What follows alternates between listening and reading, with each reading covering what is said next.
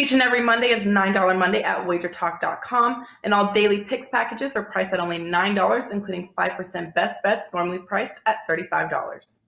As an added bonus, any picks packages loaded early for overnight Tuesday or action during the week will also be priced at $9 until midnight on Monday. So make sure to take advantage of getting these $25 and $35 picks for only $9 before the clock strikes 12 and they return to regular price.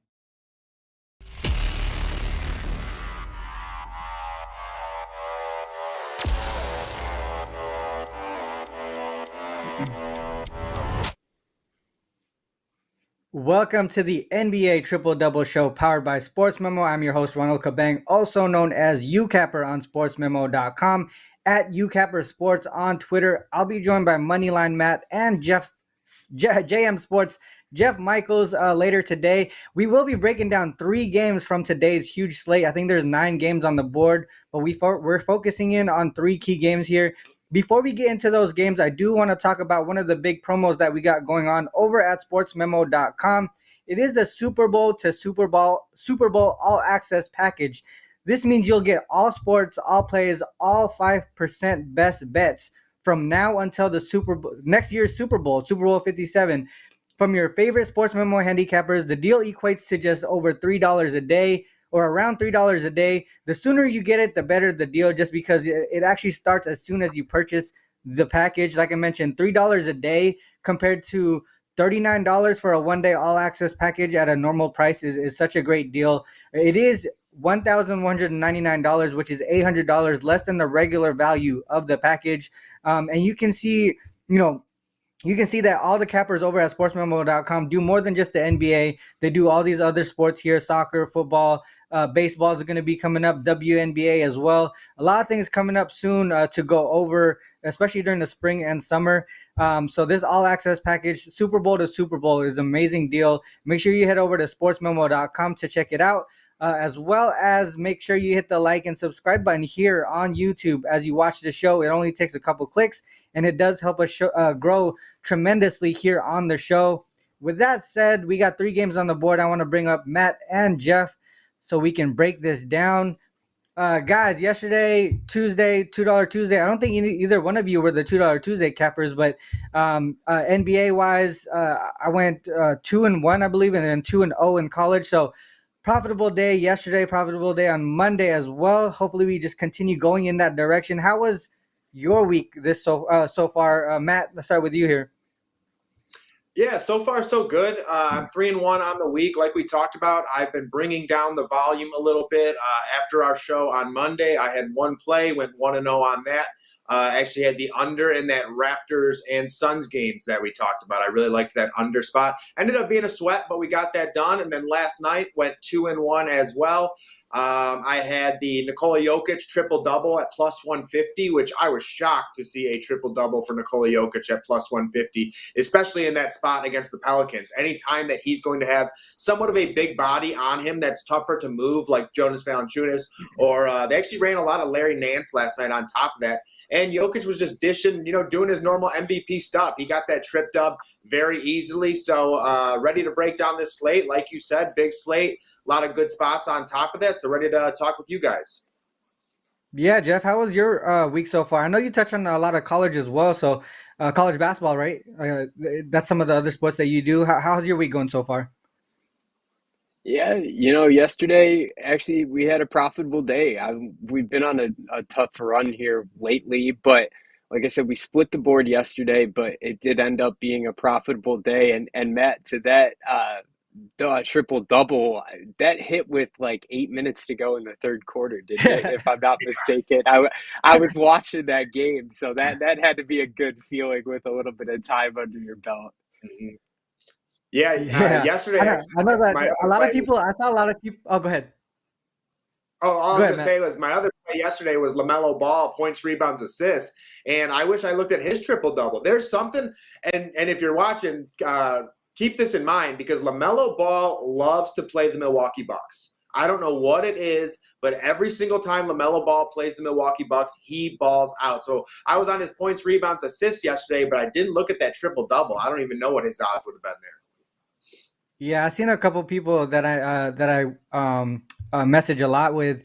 They were on the LeBron triple double, Jokic triple Oh, double, and LaMelo Ball triple double, like in a huge parlay, and they hit that. So it's amazing to see what people can do with these props. good for With them. that said, let's get on to the 3 game slate here that we have, or the three games that we're gonna break down. First one here, Kings and the Spurs. Kings coming off of a win over the Wolves on Monday. Sorry, yeah, Kings over the Monday. That game went into OT. Third game of a 7-game road trip for them here. Spurs 6 straight losses, failed to cover in 5 straight. Third game of a 4-game homestand as well. Kings are healthy, right? No one on the injury report. Spurs do have Vassell out. Langford questionable. Richardson is probable. Kings have won both matchups so far by double digits this season. Both games went over the closing total as well by a pretty big margin. The Kings hit 130 and 132 in those games. Do you guys see a similar outcome tonight between the Kings and the Spurs here? Matt, let's start with you. Yeah, so for me, this is it's a tougher game to break down just because of the inconsistencies with the San Antonio Spurs. And this is a Kings team who, when they travel on the road, they're obviously traveling on the road to face the Spurs here.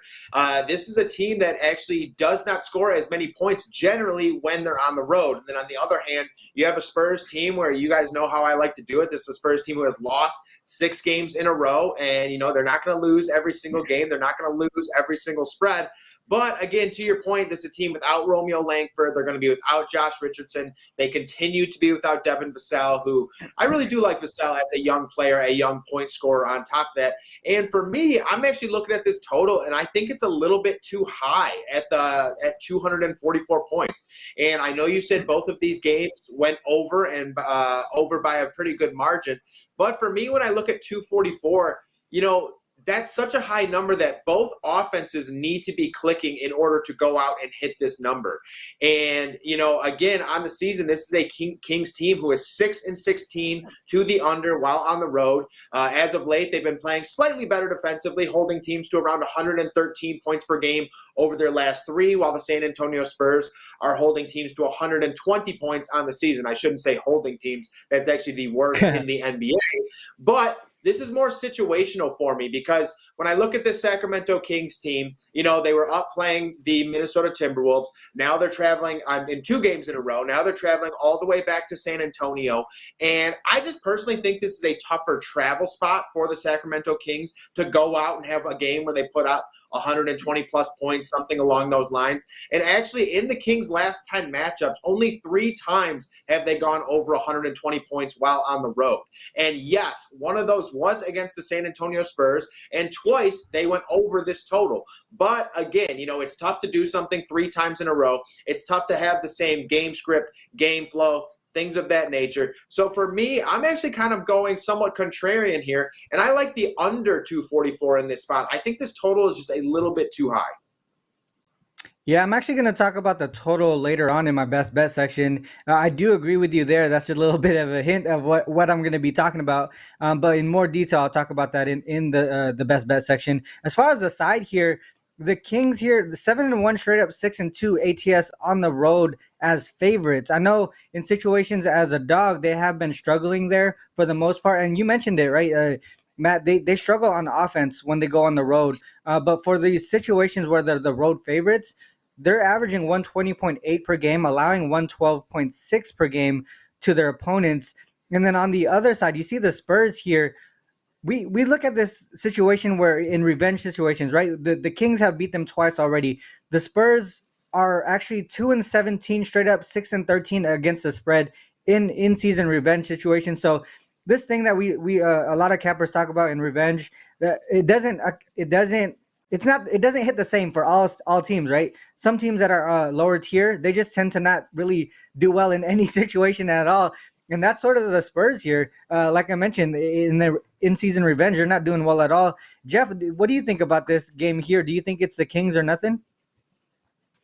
Yeah, you guys, I was looking more at the side, but I'm starting to listen about that total. And, I was even noticing a couple of things. But you look at the Spurs, you guys mentioned a lot of the key points that, I was looking at too. But over that 6-game losing streak for the Spurs, they've allowed their opponents to shoot 55.8% or better in 4 out of those 6 games.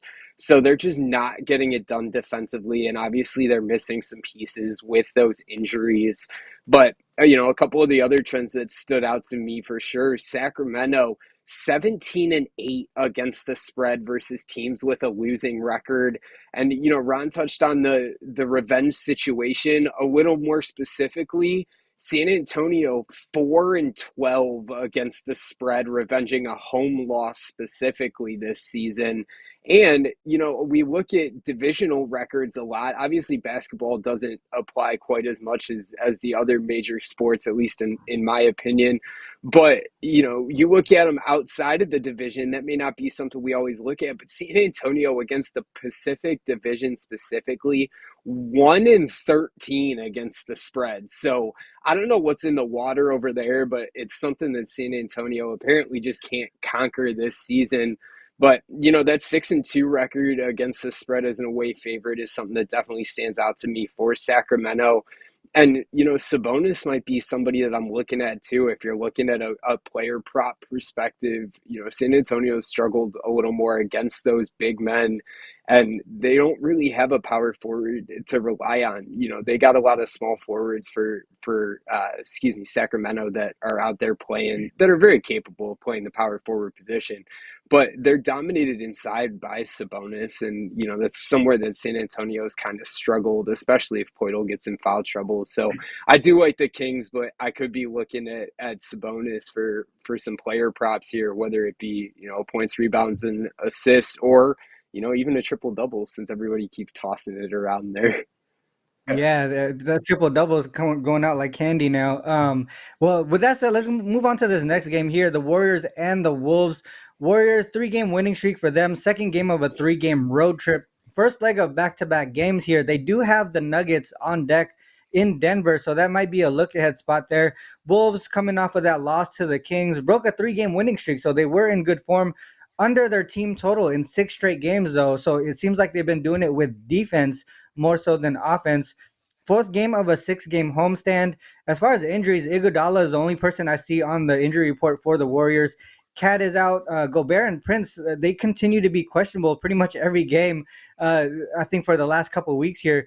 Matchup-wise, Warriors won and covered the first matchup of the season, 137-114, so a big blowout there. Warriors came out hot that game. They took that first quarter, 47-27, and they just never looked back. Are the Warriors just a bad matchup for this Wolves team when fully healthy? What do you think about this one, Jeff? Yeah, I'm going to be touching on the total a little more in my best bet segment. But, as far as the side goes, this is the 4th straight home game for Minnesota. And you mentioned it, they had won and covered 3 straight before losing to Sacramento, but that was back-to-back games. So obviously that gives you a little bit of a familiarity with the teams that you played. And, we've talked about it before, kind of flip-flopping when you go in those situations and you play those back-to-back games and being able to bounce back. But you got a Golden State team that's won 3 straight, and they've covered back-to-back games. And, I think last week, Matt or Ron alluded to the fact that Golden State could be due to be going on a run here sometime soon. Oh, apologize. Could be due to be going on a run there. And I think it's something that has started. Golden State does have the edge over this Minnesota team. They're 5-3 straight up and against the spread in the last 8 games between the two teams. But I think, the fast tempo pace is something that we're really gonna see, and that may allude to what I'm looking at later. But it's really going to kind of show the depth of these two teams. And I think with all the injuries and the questionable aspects of the Minnesota team, it obviously shows that even if these guys are playing, that there's injuries at hand. There could be issues with the longevity of some of these players. And again, player prop here, I'm definitely looking at Steph in this one. I mean, Minnesota's 5th worst in the league in points per game to the point guard position. They're allowing over 25 points. And they're 4th worst in 3-pointers allowed to the point guard position, which obviously isn't something you want to struggle with going up against Steph Curry. So could definitely be looking at his points tonight. probably leaning towards Golden State, but I also got a best bet for you guys on this one later too. Yeah, I would think. I think we talked about this a week or two ago about the Golden State Warriors and how bad they were on the road. They've covered four straight road games, so it does seem like they have kind of turned the corner as far as playing on the road. There, Matt, what do you think about this one? Do you think the Warriors can continue their kind of road streak here? Yeah, so for me, I'm actually on the opposite side in this one. I'm with the Timberwolves with the +3.5. And, in this spot, the Golden State Warriors travel on the road to face off against the T-Wolves. And we've talked about this many times before with the Minnesota Timberwolves. The Timberwolves are somewhat like the Chicago Bulls. They're a team that can lose to any team in the NBA. And I think they're a team that can go out and beat any team in the NBA. And with the way that Anthony Edwards is playing basketball at this point in time, playing at home as well, I think he's going to be one of the reasons that the Timberwolves actually keep this game close. And I think this is going to be one of the better games on the slate tonight. This is a Warriors team that is 7-18 on the road and 19-5-1 to the over while on the road on top of that. The Golden State Warriors defense is actually giving up 9 more points per game while on the road when comparing it to when they're at home. And as for the T-Wolves, this is a team that plays better at home as well. The Minnesota Timberwolves are 18-11 when at home this season, and they're 12-17 to the under while at home this season. So both teams kind of having two different angles, the Warriors to the over, the T-Wolves to the under. But I still do think this is going to be one of those games where it's going to be a pace-up matchup. And I think both teams are going to come to play with the guys like D'Angelo Russell, Anthony Edwards, the Steph Curry. Because, again, both teams do give a lot of points to the point guard position and other positions that both teams are solid in. You know what I mean? So, again, I do like this Minnesota Timberwolves spot. Again, Anthony Edwards has scored 30-plus points in 5 of his last 6 matchups. D'Angelo Russell is really facilitating the basketball very well. And, as for the Golden State Warriors, if there is one area that they struggle sometimes, it's rebounding, and where they rank 22nd throughout the NBA. In this spot, Rudy Gobert is a game-time decision, I do believe, and that is definitely something I would want to monitor because I would love to see Gobert in that game. He is a difference maker, especially against a Warriors team, because anytime you face the Warriors and you can prevent them from going small ball and speeding up that game even more, I think that's what Gobert does here. So for me, I like the look of the Minnesota Timberwolves here. I think they're playing a little bit better at basketball. They're at home.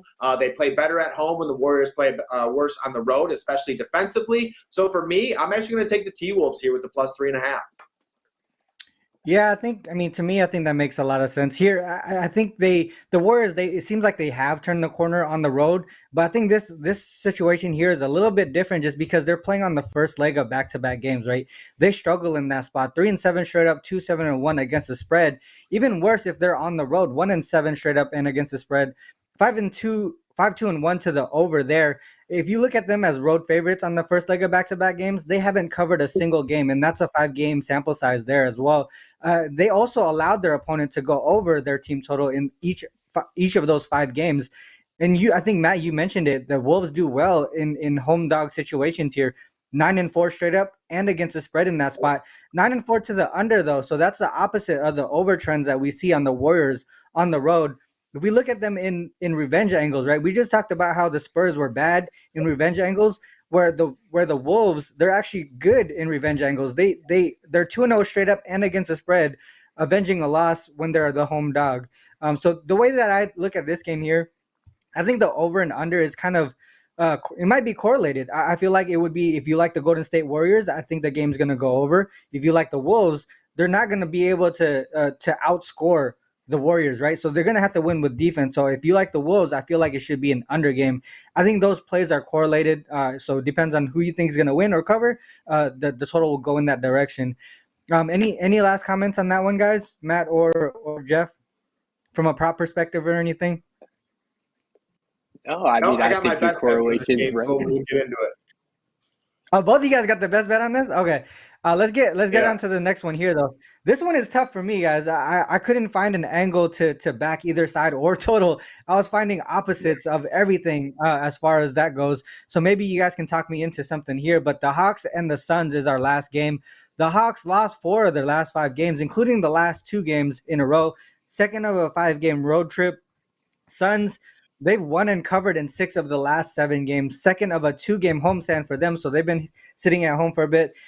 They head over to Boston to face the Celtics next, so the possible look ahead there. Trey is probable for the Hawks, so he should be able to play tonight. On the other side, Shamet, Payne, and Booker continue to be out for them. First matchup of the season between both teams, non-conference game there. One thing I noticed with the Hawks, I think we talked about this before, in one of the previous games, but the Hawks, they struggle going from home to road, right? They're 3-10 straight up and against this, and 2-11 against the spread. But in this situation here, they're playing multiple road games in a row. When I looked at how they do in at least their second road game in a row, they're almost the opposite. They're 9-5 straight up, 10-4 against the spread. So they're covering in those situations and even winning outright. They have covered 4 straight non-conference road dog situations as well, winning 3 of them outright. The last 2 games, they averaged over 20 points above the closing total too. So those games were going over. If you look on the Sun side, they're just clicking right now. They're winning and covering in 6 of their last 7 games. They are in sort of a look-ahead spot here with the Celtics on deck. I feel like they want to show up for that one as well. Their defense has been strong, limiting their opponents to go under their team total in 6 of 7 games. So, like I said, I think there's opposite directions on all ways that I was looking at this game. Jeff, let's start with you here. What do you think about this one? Yeah, it's interesting. It's one that I'll be watching, and I think it's one that Matt may like for a sense of a same game parlay aspect. But from a sides and a totals perspective, it is definitely an interesting one to look at. I mean, a lot of what I was looking at does point me towards Phoenix, honestly, but not super convincingly. I mean, Atlanta 1-4 straight up and against the spread in their last 5 games, but their defense has really struggled. They've allowed 6 out of the last 7 opponents to shoot over 50% from the field. And, Phoenix has kind of shown us 2 different teams. I mean, their defense wasn't bad in the last 2 games. They did allow over 44% from the field. And I say only because prior to that, they held 4 straight opponents under 43%. So, there could be some correlation to the injuries here, but that Phoenix defense really has kind of stepped up. And Phoenix has dominated their home court, at least in this head-to-head matchup. Obviously, these teams don't play super frequently, but Phoenix is 17-6-2 against the spread in the last 25 games at home against Atlanta. And, one of the biggest things that Atlanta has struggled with, we've said it before, road team or playing on the road, but more specifically against the good teams on the road, they're just 10-26 against the spread versus teams over 500 when playing on the road in the last 2 seasons. And this year, their defense has been even worse playing on the road, 11-16. We have seen some improvements from what we saw earlier in the year, but I think the biggest thing that stood out to me, Monty Williams, since he took over as coach, 40-16 against the spread as a home favorite of 6 points or less. So he's really getting the job done in those short lines at home. And from a positional standpoint, I'm probably looking at Torrey Craig, I think, honestly, just from where they struggle defensively. That power forward position hasn't been something that Atlanta's been able to defend very well. Not as much confidence in the side from Phoenix, but just an angle that I was looking at in a perspective of a defensive aspect. Yeah, I think you touched on the Hawks struggling defensively, especially on the road there. Jeff, sorry, Matt, what do you think about this situation where maybe we pivot towards maybe a team total? If we don't know what type of offense the Hawks are going to bring into this game here, do we kind of pivot in that direction, or what do you think about this game? Are you looking at the same game parlays, or what do you think? Yeah, honestly, I'm with you. The team total aspect might be the way to go here because when I looked at this game, I kind of had, the same response to it that you did. I'm not exactly sure what way to go, whether it be, the Hawks side, the Sun side. If I were to go a certain way, it would be a total because it seems like every single team that plays the Atlanta Hawks these days it just ends up being a scorching fast game, and both sides are putting up a ton of points. Because for me, I actually, if there was one team I would go with, I do think it would be the Phoenix Suns, and it's because of a lot of points that you guys brought up. They're definitely the hotter team at this time. As for the Atlanta Hawks, they've lost 4 of their last 5. Definitely want to go out and get a win. But, their last couple games, they've been without Trae Young on top of that. And as for the Phoenix Suns, we've seen Cam Johnson slide back into that lineup, and he's playing very good basketball. And then we're seeing someone like Chris Paul, who's really elevating his game at this point in time. He's become a scorer once again. He's facilitating the basketball. I believe he's had at least 9 assists in all 4 of his last 4 games. And, so again, they're starting to trend up at the right time. And they don't even have all their players, without guys like Cameron Payne and without guys like Devin Booker, who are huge to this team. But for me, the reason that I go with the Phoenix Suns here is kind of a trend that we've talked about in the past, Ron. And it's when that home team, it's their last game at home before heading out on that road trip. And I believe the Phoenix Suns have a 5-game road trip coming up. So going to be a tougher road trip for the Suns. And personally, I think this Suns team will want to get this home win before heading out on that road trip. It's just kind of getting one more win underneath you before you head out on the road. Again, they've got some look-ahead spots going on as well. Both teams do. So it's kind of, again, scenarios pulling me in different directions. But all in all here, I do think the Phoenix Suns are the hotter team at this point in time. They're clicking a little bit better. Again, guys like Cam Johnson coming back in that lineup. He's a very good 3-point shooter. He's someone who helps to space the floor more for Chris Paul and DeAndre Ayton for their pick and roll. And then not to mention, Cam Johnson is a pretty solid defender on top of that. So he's a very key guy coming back into that lineup, and I think he helps everyone around him. And then someone I didn't even mention was Mikal Bridges. Mikal Bridges has been playing unbelievable basketball, really elevating his game, one of the better defenders throughout basketball on top of that. So, again, I think I would back the Suns here. Yeah, I agree with your points there. I mean, for the most part, I think you touched on the last game at home before a road trip. That is something that we probably want to look into a little bit more. How do they do in that situation there? The one thing that I wanted to mention is the who are you talking? The Hawks. Sorry, the Hawks. They've given up their opponents to go over their team total in 7 of the last 8 games. The one game that went under was the game following the game in Paris. I think it was Paris, right? France, somewhere they were on like international. So they came back and then they played a slower paced game. So that's why the whole game went under pretty much. So for the most part, I think I agree with you here. I think it's either the Suns or the Suns team total over. That would probably be the way that I look in this one. And we don't know what to expect from the Hawks, or I don't know what to expect from the Hawks here on the road. They're just so inconsistent. So I would look towards the Suns or the Suns team total over there. With that said, let's go to the best bet section now. Jeff, let's start with you here. What's your best bet for the show? Also, what do you have going on over on the premium side? Yeah, I do. I got 2 college basketball plays up for today as well. This premium play actually, this best bet very well may be a premium play as well. But heck of a deal that we do have going on over there. Use code GAME3 for myself, and you can actually use it over at Wager Talk too for Adam Trigger and Brian Powers. We'll be spending Friday night at the Akron-Kent basketball game. So in honor of that, you guys, 3-day all-access pass, just $39 for any or all of the 3 of us, and get everything up through that game too. So I'm sure you'll get some opinions on that going up there, and it'll be a fun one. So looking forward to that. But that's the best deal we got going on right now for myself personally, outside of that Super Bowl, the Super Bowl access, obviously. But as far as my best bet, guys, I'm going back to that second game that we talked about earlier. And, Ron, you kind of led me right into it, that I was looking at the Warriors in that game. And, hey, maybe there is a little correlation between the fact that I'm leaning Warriors, but I do like the over in this game. You look at the last 8 meetings between these 2 teams over the last 3 years, all 8 of those games have gone over the total. And a lot of what I'm looking at is that Golden State side. Their defense has struggled in aspects, but something that we've mentioned a lot, even today, let alone other shows, other episodes, is the pace of play.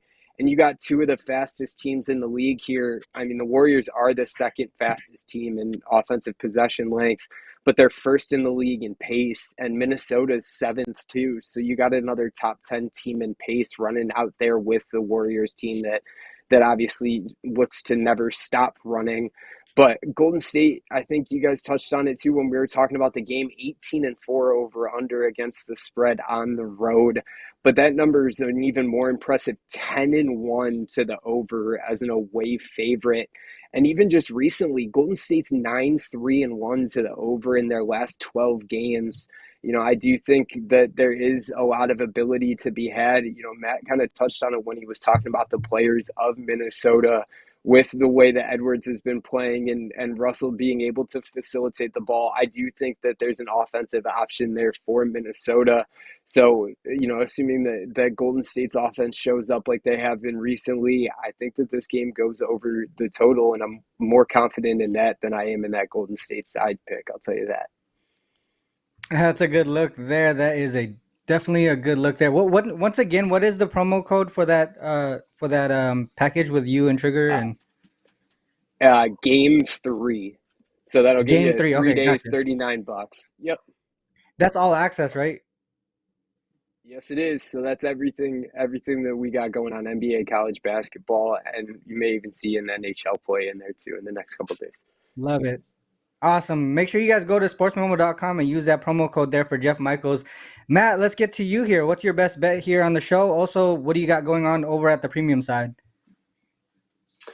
Yeah, guys, so nothing loaded on the premium side just yet. Definitely will have at least 2 plays loaded tonight. I think we have a great NBA slate with a lot of opportunity, and this week is going a little bit better for me, so I want to keep it rolling into this Wednesday. We hit our last best bet with Andrew Wiggins over 14.5 points. He just squeezed that out for us, getting 15 points, and tonight we are going to go with a Minnesota Timberwolves player, and this one is going to be D'Angelo Russell over 25.5 points plus assists. And to a lot of the points that Jeff and Ron made earlier, I really like this game. I think it's going to be fast with a high total. And D'Angelo Russell and the Minnesota Timberwolves face off against the Golden State Warriors at home this Wednesday night. And this is a spot where the Timberwolves are getting 3.5 points. And this game has a 238 total. So it's one of those spots that's projected to stay close throughout and have a high total for both squads. You know, and furthermore, the Golden State Warriors run the highest pace in all of basketball, followed by the Minnesota Timberwolves running the 7th highest pace in all of basketball. And again, I believe this is a great spot for D'Angelo Russell, partially because of how great Anthony Edwards has been playing, because I think Anthony Edwards is going to get a lot of attention from the Golden State Warriors, and I think he's going to get the attention from guys like Klay Thompson and Andrew Wiggins, who are the top defenders over there for the Warriors. Now, as for D'Angelo Russell, he's going to get guys like Steph Curry, and he's going to get guys like Jordan Poole. Far better matchups than when comparing to guys like Andrew Wiggins or Klay Thompson. And then again, it's needed due to the fact that Anthony Edwards has gone over 30 points in 5 of his last 6 matchups. And I think that's a great thing for D'Angelo Russell as well. And that's why I go with assists here, because D'Angelo Russell is a facilitator. He's a very streaky scorer on top of that. He missed this number in his last outing. So I do think this is a great bounce back spot for him against the Warriors, because the Warriors are the 8th worst team throughout the NBA in terms of guarding the point guard position. The Golden State Warriors give up 25.33 points per game to the point guard position, 8th worst in the NBA, while also giving up the 10th most assists per game to the point guard position with 8.1 assists per game. So again, that's D'Angelo Russell's bread and butter. And with the Warriors on top of that, they play far worse on the road, giving up around 122 points per game and giving up 9 more points per game when comparing it to the home, or comparing it to when they're at home. They give up around 113 points per game. So again, they just play far worse on the road. They play a little bit sloppier of basketball. It's easier to get buckets. It's easier to dish the rock on top of that. The Golden State Warriors are also 26th in points given up per game. So again, it's just a really good spot for D'Angelo Russell tonight. I think it's one of those dark horse plays, too, that not a lot of people are looking at in this matchup or on this NBA slate. So for me, we're looking to make the best bet 2 in a row, and we're going with D'Angelo Russell over 25.5 points plus assists. Yeah, I think you were half right earlier. Wiggins was a T-Wolf before, so you could have just said Yes, true. another Yes, T-Wolf. true. Also, another thing too, D'Angelo, didn't he play for the Warriors as well for a period of Yep, time? yep. It's So kind of a could be a revenge could be a narrative, I guess you situation. could say. Yeah, Yeah, little revenge there as well. So he could probably look yeah, to show them up, see what the tell them what they're missing. But I like that look a lot there. Like you said, I think it's a little contrarian look. Like no one's really looking towards him. Everyone always looking towards Ant. So might be a good way to yep. do that one. For myself, my best bet, I'm going to one of the games that we talked about earlier, the Kings and the Spurs. There, I like the under in this one, the 244 under 244. Matt talked about it earlier, man. I think some of these totals are becoming a little bit too high. After that big surge of overs to end and begin the year, uh, there were totals hitting 240 on a consistent basis, and they're starting to do that now. And I looked at it, I was like, well, since we're seeing so many 240 totals, how are things going in those games? 13 of the last 15 instances with a total of 240 or greater have gone under. I think the books are overinflating or over adjusting the total now, and we're starting to see that cluster of unders. And then we're gonna see more totals come down to under 240, just under 240 for the most part. And for now, I think I'm gonna ride with the under as much as possible with these totals over 240. Some things to back that up here. The Kings, Matt mentioned this as well. The Kings are better offensively at home than they are on the road. If you look at their offensive rating, 122.2 at home versus 113.6. So that's a huge gap there as far as offensive rating goes. And that's why they're 16-6 to the under the season in road games specifically.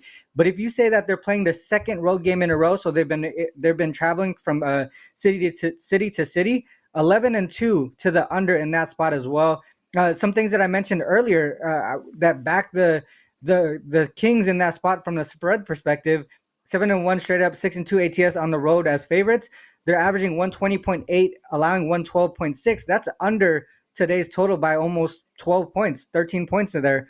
If you look at the Spurs side, same thing that I brought up earlier, the whole revenge situation that fades the Spurs in those games. They have an average combined score of 237.3, and that's a 19 game sample size there. And that's about 7 points below today's total as well. So for me, a lot of things are pointing towards the under. Give me the under tonight, 244. I think it's a little bit too high. Maybe they go over the 235 mark, but under 244. I think that's that perfect range there for that game. Specifically, as far as promos, I do have a personal promo going on for all access 30 days, 179 for that. I touch on NBA, college basketball, soccer as well. Like I mentioned earlier on the show, 4-1 yesterday, 2-0 in the college basketball, 2-1 in NBA. So all that stuff going on for the next month. I think it's a great deal there to be able to get that done. Also, the fact that we have to worry about the injury report in the NBA, it's meaning that we had to place these bets a little bit later in the day.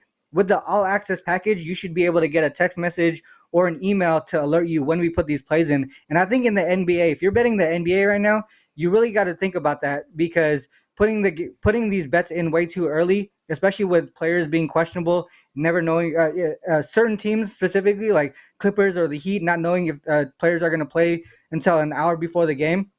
These all access packages help with that because you get those text messages and emails. So make sure you guys go to the website. I think like Jeff mentioned earlier, he also has a all access package. The Super Bowl to Super Bowl package is also all access.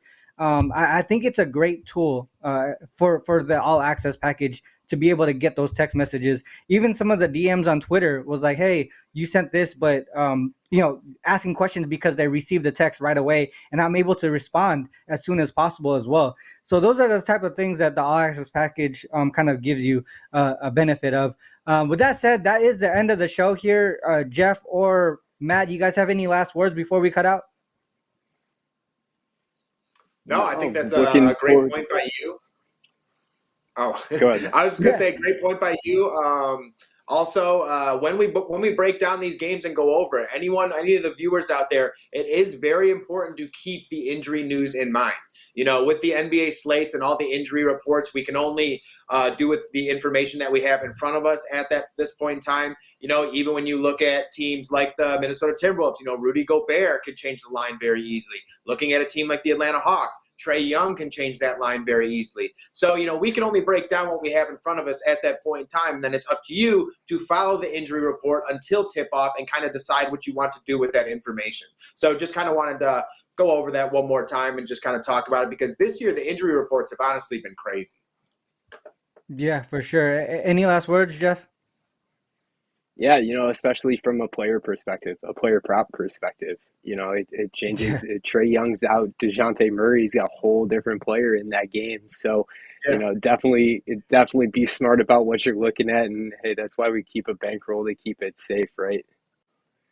100%. All right. Well, with that said, guys, that's the 3 games that we broke down. We gave our best bets as well. Till Friday. All right, we have another triple-double show on Friday at 10 a.m. Pacific Standard Time. Same channel here.